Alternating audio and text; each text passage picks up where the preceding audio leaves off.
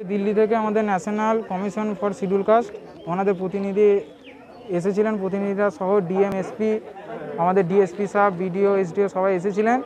আমাদের এই 2 তারিখে ভোটের রেজাল্ট বেরোনোর পরে দোকান ঘর সব ভাঙচুর করে দিয়েছে। তাদের পাশে থাকার আমরা সব শিডিউল কাস্ট নমশূদ্র জাতি, তো আমাদের পাশে থাকার জন্য মানে যাতে ক্ষতিপূরণের আশ্বাস দেওয়া হয় তার ব্যবস্থাটা করে গেলেন। এক পক্ষে বলা চলে রাজনীতিকে সামনে রেখে এরা আক্রমণ করছে। আমাদের পাশের গ্রামে বোধপুর, ধরমপুর আছে, ওরা এলাকায় আমাদের ধরুন বিধানসভাটা টিএমসি পেয়েছে কিন্তু আমাদের বুথটা বিজেপি, এই হলো কারণ। দিয়ে ওরা সাধারণ মানুষের মানে বলতে আমাদের গ্রামটা তো হিন্দু, মানে হিন্দু মানেই বিজেপি, এই অপরাধে আমাদের সাধারণ মানুষের দোকান সব ভেঙে দিয়েছে।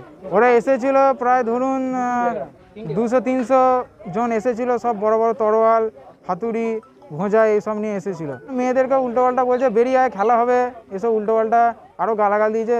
আমরা এখন কমিশন এসেছে, আমাদের মনোবল একটু বেড়েছে।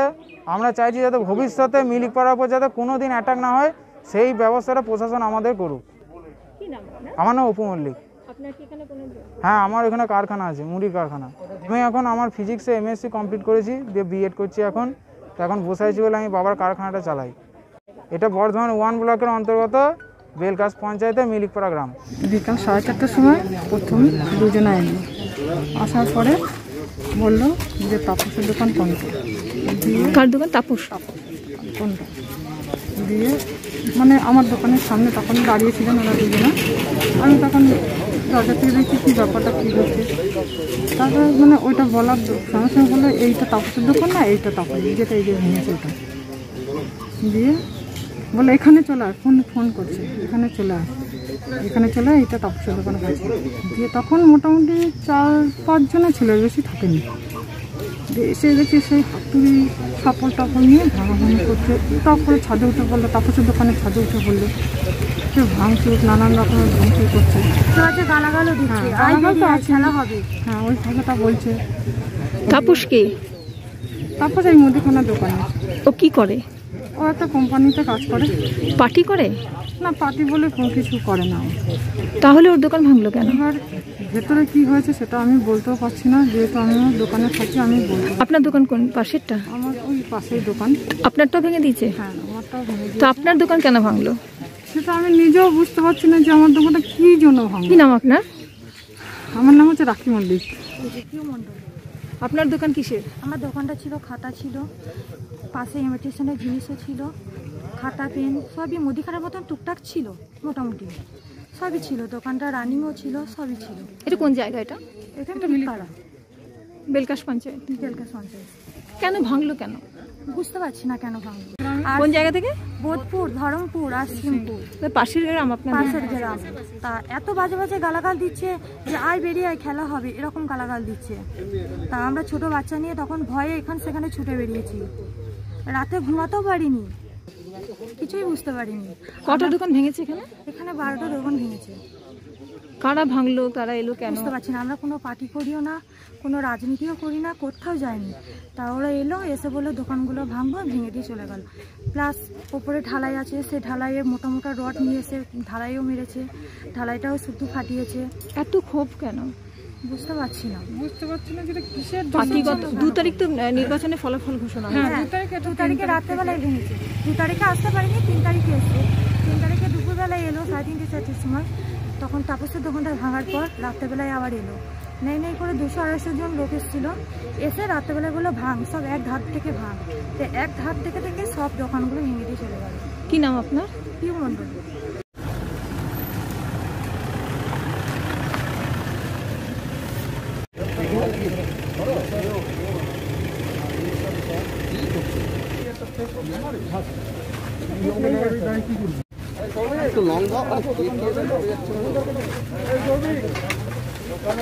ওয়াইডে যাও, ওয়াইডে যাও। ওয়াইডে যাও, ওদিকে কোনো ঢুকতে যাচ্ছি। ঘুরে দাও, ঘুরে দাও, ঘুরে দাও।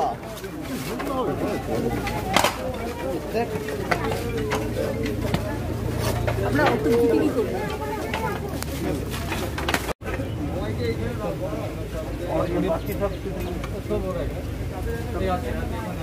और कितने वाला कौन है?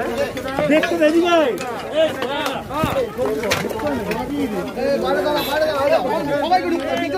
চলো বাংলা বলো।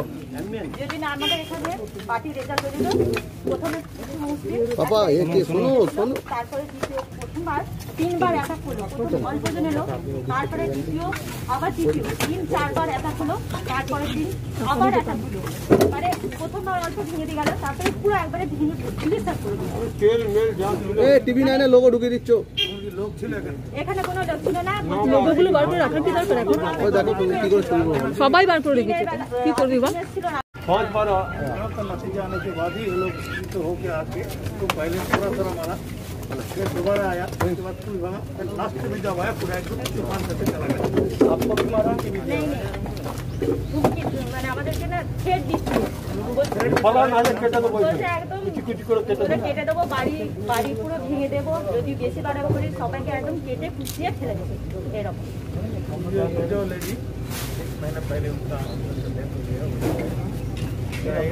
पिताजी ये दुकान कर दिया था, হ্যাঁ, আমাদেরকে ধুমকি দিচ্ছে যে যদি তোরা কিছু বলিস তোদেরকে আবার মারবো। धमकी दे रहे हैं लोगों को। तो मैं आप लोग देखो अभी आएगा, फिर निकलने के बाद फिर आएगा, फिर आएगा। धमकी दी गया, निकलने के बाद उन लोग मेरे निकलने के बाद हाँ हाँ হ্যাঁ আমরা फिर आएगा। আপনারা চলে গেলে আবার আসবে। रहेगा से कहाँ कह रहे हैं कि अभी धमकी दे के गए कि हम निकलेंगे तो फिर आएंगे। কালকে আমাদের আসার পর আবার এসেছিল, আসেনি কিন্তু বলে পাঠাচ্ছে যে আমরা চলে গেলে আবার প্রশাসন চলে গেলে আবার আমরা যখন এসেছিলাম পুলিশ না তখন কিছু হয়নি। আপনারা 4 তারিখের পর থেকে তো আর তারপরে তো না কালকেও বলে পাঠিয়েছে যে যদি কে কাকে দিয়ে পাঠিয়েছে? এমনি ওই আপনারা কেউ বলেননি তো। क्या बोल रहे थे आप? बोल रहे थे क्या? उन लोग बात मैंने যে আপনারা চলে গেলে আবার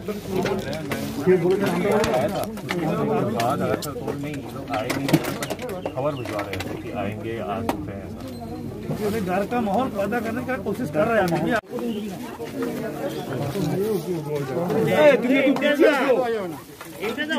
তোমার তো হোটেলই আছে।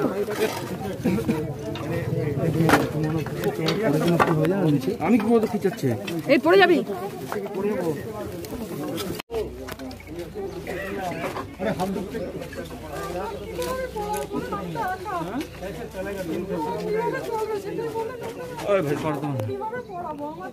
এই কুড়ি একটু হাতটা পেঁচা। ওই দাও ওই দাও। 5 দিনের মধ্যে আরে আওয়াজটা করো না। কুড়ি দেখতে হাতটা পিছা।